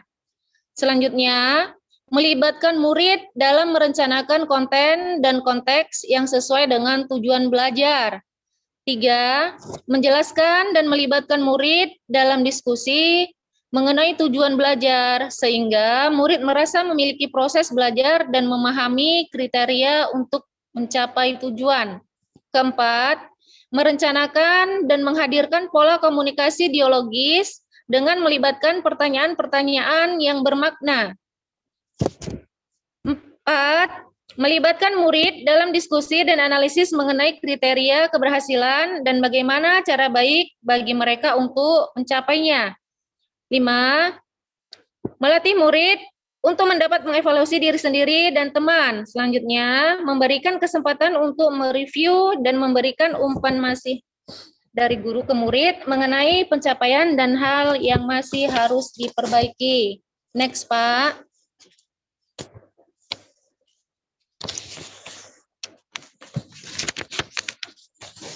Selanjutnya, bagaimana mempraktikkan merdeka belajar? Bapak Ibu, pertama-tama kita harus membangun komitmen pada tujuan dengan menyuburkan motivasi internal, kemudian melibatkan murid menetapkan tujuan, selanjutnya menunjukkan manfaat belajar, memberikan umpan balik yang konstruktif, kemudian menyediakan tantangan bertingkat dan bermakna. Selanjutnya yang kedua, membangun kemandirian belajar, yaitu dengan cara meminta murid mencari informasi, memfasilitasi pengalaman sukses, membangun rutinitas kelas yang positif, meminta murid memantau kemajuannya, melakukan diferensiasi pengajaran. Selanjutnya yang ketiga, menumbuhkan kebiasaan refleksi, yaitu variasikan pertanyaan selama belajar, kemudian dokumentasikan proses dan hasil belajar. Selanjutnya, melibatkan murid melakukan asesmen diri, sediakan waktu belajar tidak terstruktur, dan menunjukkan toleransi terhadap kekeliruan. Selanjutnya, Bapak Ibu, di sini, next Pak. Di sini ada teknik membuat pertanyaan yang bermakna. Yang pertama adalah pertanyaan terbuka dengan kisaran jawaban, yaitu guru mengembangkan keterampilan berpikir, kemudian apakah yang kita butuhkan untuk bisa hidup, kemudian yang kedua, teknik yang kedua adalah pernyataan. Pernyataan yaitu pernyataan menjadikan apakah murid itu setuju atau tidak setuju dengan pertanyaan-pertanyaan yang kita buat tersebut. Selanjutnya, benar dan salah. Teknik yang keempat, dari jawaban ke pertanyaan dan mengambil opsisi. Selanjutnya, Pak.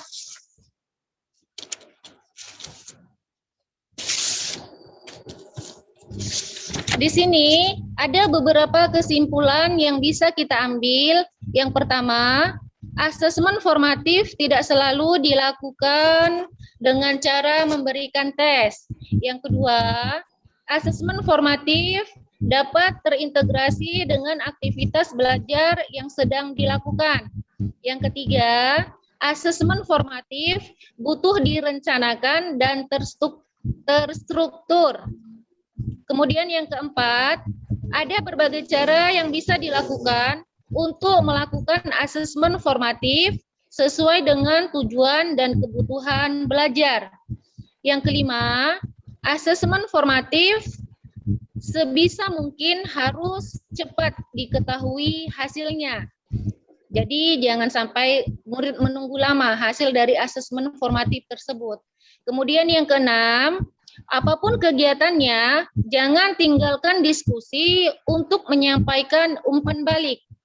Dan yang ketujuh, biasakan murid untuk menilai dirinya sendiri dan memberikan umpan balik pada teman sebaya. Demikian pemaparan saya, mohon maaf atas segala kekurangan. Wassalamualaikum warahmatullahi wabarakatuh. Waalaikumsalam warahmatullahi wabarakatuh. Luar biasa Ibu Siti Julaiha. Tadi di awal Ibu bilang selama ini saya mengajar itu monoton dan kaku. Siswa itu nggak semangat. Kemudian di pemikiran mereka ini pasti menyatat, udah catat, jelaskan soal. Nanti masuk lagi catat, jelaskan soal. Jadi setelah belajar ini mengikuti sekolah Merdeka Belajar ini Ibu ngambil modul asesmen formatif di mana belajar itu proses itu melibatkan siswa dengan tadi bagaimana mempraktekkan mereka belajar, teknik membuat pernyataan bermakna. Di akhir tadi kesimpulannya luar biasa. Makasih sudah berbagi Bu Siti Julaiha. Tadi pun suaranya mendayu-dayu membuat saya gini antara lelah dan ngantuk, tapi dengar suaranya itu merdu membuat hati itu tenang. Kalau ibu gurunya seperti ini, siswanya semangat. Tapi kalau suara seperti saya mungkin ini Bu Asnya habis ini mau ngapain gitu. Oke, satu lagi nih narasumber kita penutup. Bukan penutup ya sebenarnya untuk sesi hari ini, besok-besok kita kan bisa buat lagi berbagi praktik. Ibu Siti Maisaroh, Maisaroh.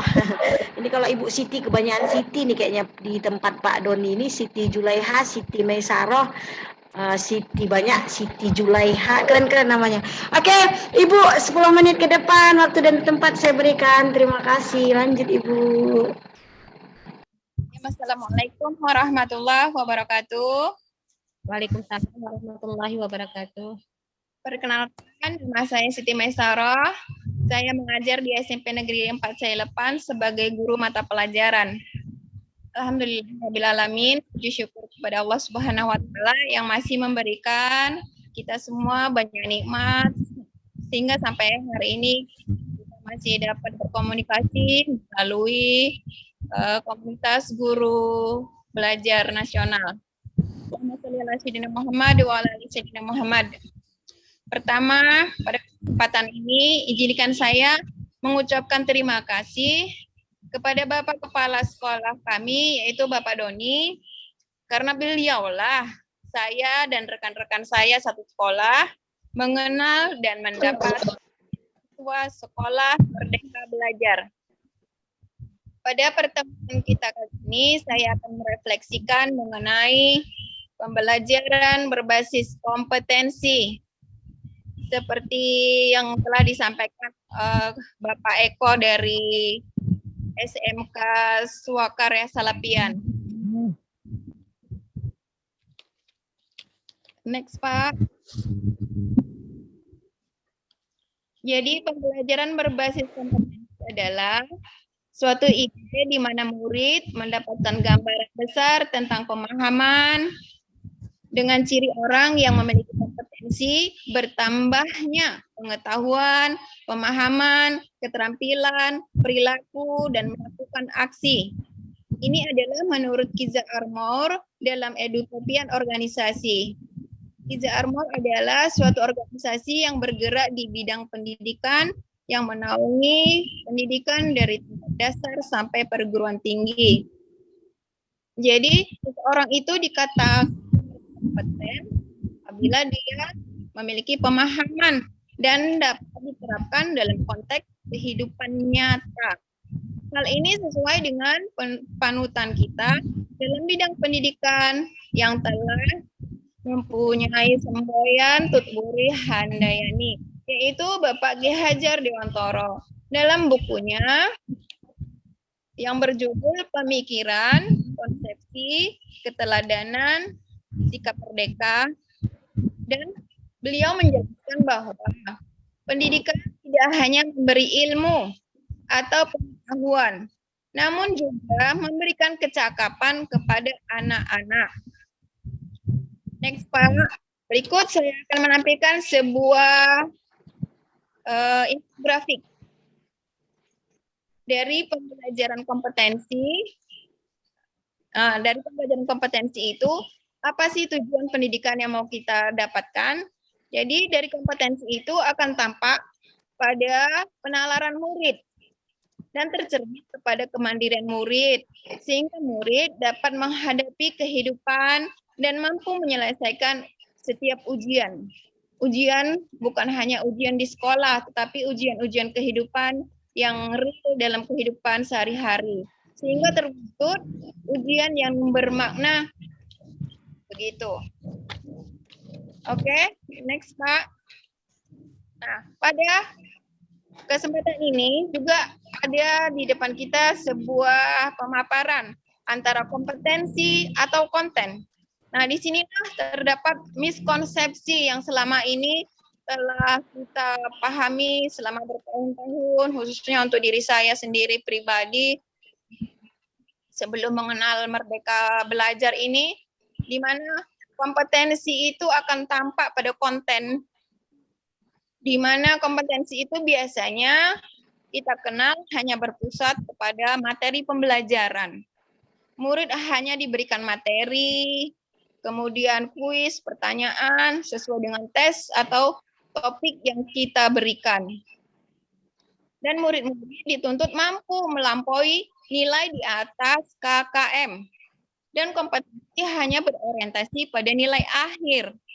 Bila nilai akhir murid melampaui KKM, maka murid dianggap berkompeten dan mampu atau mempunyai kecakapan.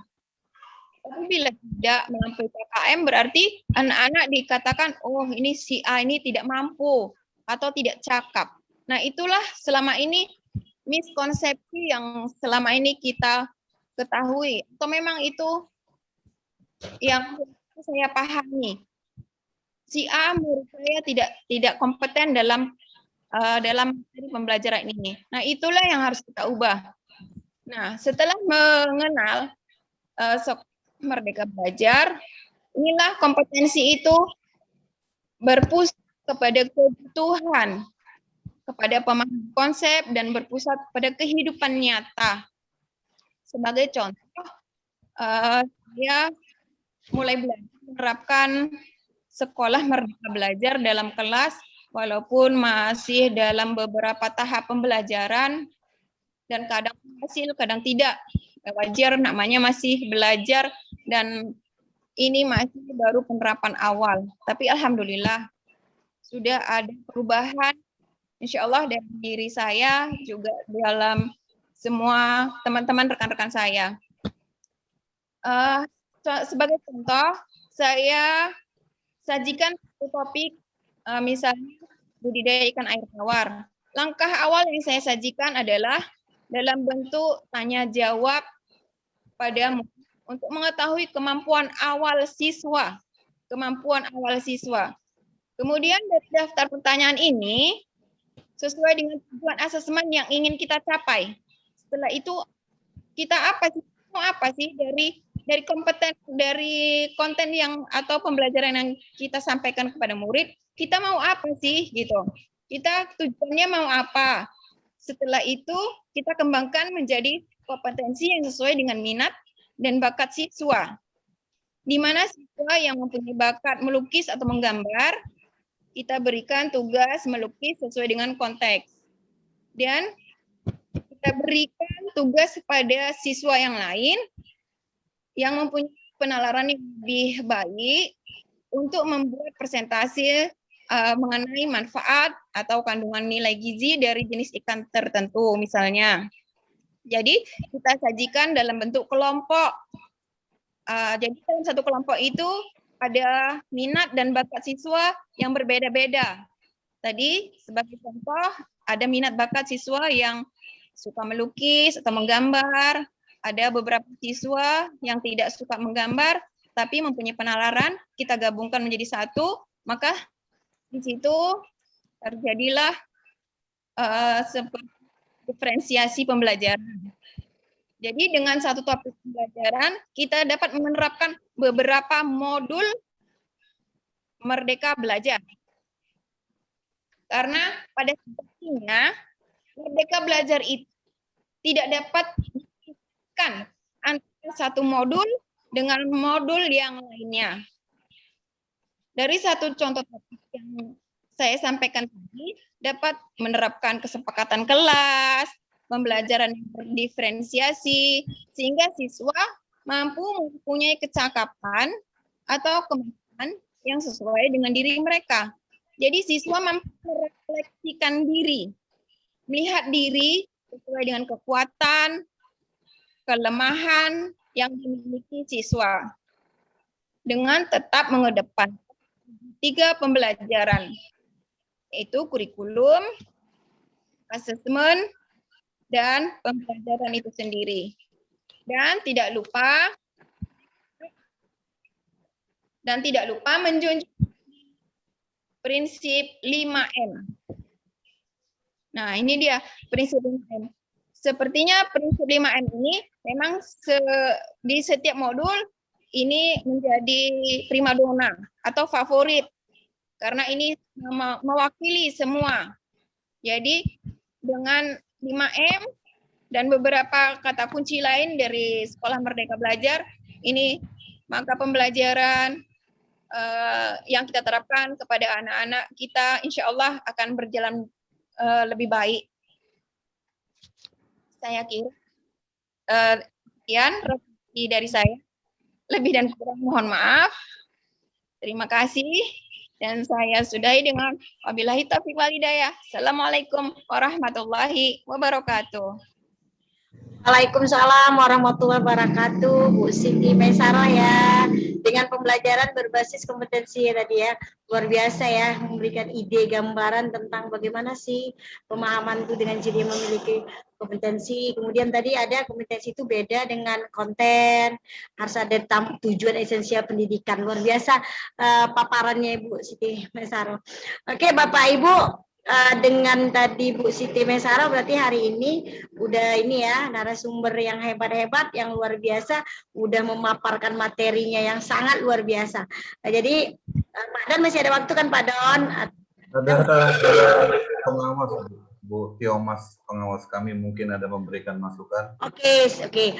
Baik Bapak Ibu, kita mau dengarkan dari peserta yang luar biasa, ada Ibu Tiomas Simbolon, ini pengawas kita, refleksi dari pemaparan tadi atau mungkin dia mau berbagi. Ibu Tiomas. Iya, selamat sore buat kita semuanya. Oke Bu, maaf boleh Bu, refleksinya Bu, silakan. Sedikit kurang berwibawa, tapi maklum saja ya, dalam keadaan darurat masuknya di Zoom-nya. Oke, nggak apa-apa. Saya di sini sangat senang sekali sebagai pengawas dari saya agak sedikit anak bawangkan ya Bapak Ibu ya. Di sini kita bergabung semuanya. Tapi karena di sini yang saya perhatikan mulai dari sedikit agak terlambat tadi, kebetulan ada sedikit gangguan teknik berupa telepon dari keluarga, jadi agak terlambat mengikutinya sedikit. Dari yang saya perhatikan beberapa narasumber dari tadi semuanya cukup bagus, cukup mendukung untuk teman-teman guru yang lainnya dalam hal menambah kompetensi guru. Jadi sedikit tadi saya bilang agak saya anak bawangkan. Narasumbernya tadi saya lihat di luar dari kepala sekolahnya ada 2 dari SMP Negeri 4. Terus terang saya bangga jadi ada pengawas 4, ya. 4 Ibu, 4. 4 ya. Yang saya dengar 2. Oke, ya. Oke. Ini udah merupakan satu jempol bagi saya ya. Berarti di sini ada kerja tim yang bagus di sekolah itu, terutama kepala sekolahnya yang begitu memberikan hati, pikiran, tenaga, dan lain sebagainya yang berkaitan dengan untuk bagaimana supaya guru di sekolah tersebut, di sekolah Pak Doni, SMP Negeri 4 Selepan, semuanya punya kompetensi yang menjanjikan untuk melanjutkan Merdeka Belajar. Saya bangga. Nah, jadi di sini tadi saya dengar juga sangat memberikan acungan jempol kepada kepala sekolahnya. Seandainya lah, ini sebagai pengawas ya, seandainya lah semua kepala sekolah welcome dengan kondisi Merdeka Belajar ini yang bagaimanapun lambat atau cepat, tapi dipercepat dengan kondisi pandemi COVID-19 ini ya. Akhirnya memang nanti harus Merdeka Belajar. Jadi peran Bapak Kepala Sekolah Pak Doni Raja Guguk, di sini saya mengacungkan jempol. Oke. Begitu juga dengan Ibu Salamia dalam tim kerjanya untuk mensukseskan Merdeka Belajar kepada guru-guru dalam KGBN-nya ini sebagai pengawas, sangat membantu kali tugas pengawas. Nah inilah jadi guru-guru teladan, guru-guru penggerak yang sudah lulus. Ya, kiranya saya himbau kepada kepala sekolah apabila ada di sini dan guru-guru yang tidak penggerak ada di grup ini, marilah kita merefleksikan diri, jangan malu bertanya, jangan malu belajar. Karena apapun yang kita dengar, apapun yang kita tuliskan, semua itu akan menambah kompetensi diri kita sendiri. Jadi intinya mari kita merefleksikan diri sendiri. Jujur ya. Saya sedikit agak pribadi. Saya awalnya tadi tidak segiat sekarang. Karena apa? Memang saya dari dulu itu guru. Di mana guru saya berdampingan dengan ada bisnis. Jadi harap maklum dalam segala hal. Jadi untuk sekarang ini memang betul-betul saya pun di luar dari tugas-tugas yang wajib, saya belajar mandiri di luar dari tugas-tugas yang wajib. Memang benar,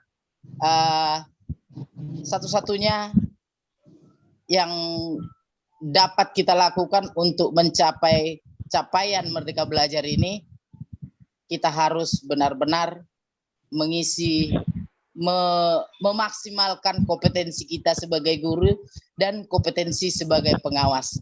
Nah ini pengakuan yang jujur ya Bapak Ibu. Ya, jangan dianggap saya itu berlebih atau tidak, tapi memang saya mau belajar mandiri. Jadi saya harapkan kepada guru-guru yang lain juga seperti itu, mau belajar mandiri. Selamat Merdeka Belajar, berjuang Merdeka Belajar, selamat berjuang semuanya. Terima kasih.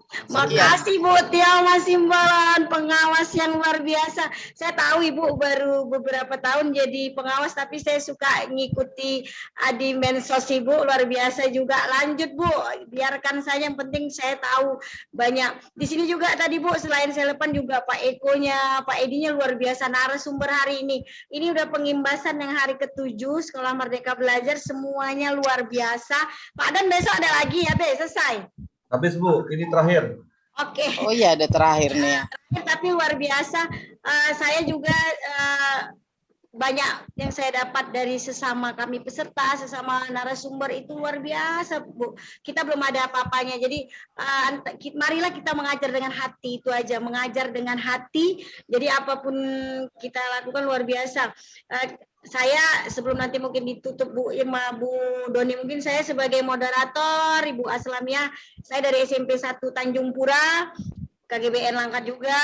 Terima kasih mungkin dari awal penuturan saya tadi mungkin sedikit ada ini saya minta maaf.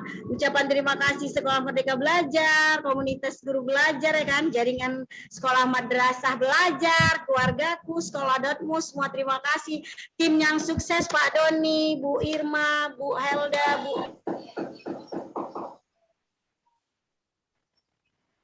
Ya, ternyata sepertinya Ibu Aslamiah tampak dari APGD ini terpenting kayaknya. Oh, udah lanjut Bu.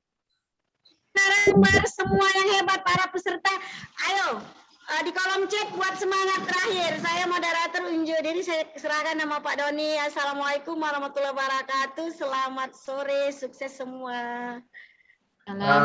Mohon izin teman-teman semua, sebelum kita akhiri, kalau bisa kameranya diaktifkan biar kita buat dokumentasi, kita mau foto bersama. Ini dia yang paling suka, momen terakhir yang paling suka. Senyum yang termanis, ya Mas. Kita mulai 3, dong videonya. 2, 1, ada. Oke, terima kasih. Sebentar, masih ada lagi. Bentar ya. Masih ada lagi nih. Satu halaman lagi. Iya, 3, 2, cantik. Oke, terima kasih Bapak dan Ibu. Pak Doni. Saya serahkan ke Ibu Irma untuk menutupnya. Ke saya ya. Baik, selamat sore Bapak Ibu hebat, para pemimpin, ada Ibu pengawas juga Bapak Ibu narasumber dan Bapak Ibu guru yang hebat-hebat luar biasa. Terima kasih atas kehadirannya. Ini adalah parade TPD kita terakhir dalam pengimbasan komunitas Sekolah Merdeka Belajar yang difasilitasi oleh tim KGBN Langkat. Bapak Ibu jangan lupa setelah ini tetap berada di KGBN karena kita akan selalu berbagi praktik baik pembelajaran kita untuk meningkatkan kompetensi kita sebagai guru. Dan Bapak Ibu, mari ikuti TPN ke-8.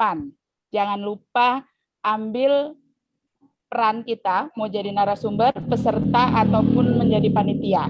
Kalau ingin menjadi narasumber Bapak Ibu, mohon untuk atapnya dikurasi lagi yang untuk lebih baik. Tadi Pak Edi ya, saya luar biasa sekali Pak Edi. Kepala Sekolah Inspiratif. Luar biasa sekali. Pak Eko juga dan semua narasumber kita hari ini. Terima kasih banyak atas dukungan dan partisipasinya selama ini mengikuti TPD 1 sampai dengan TPD 7. Semoga kita sehat selalu dan pendidikan di Kabupaten Langkat semakin maju dan salam merdeka belajar. Amin. Salam merdeka belajar.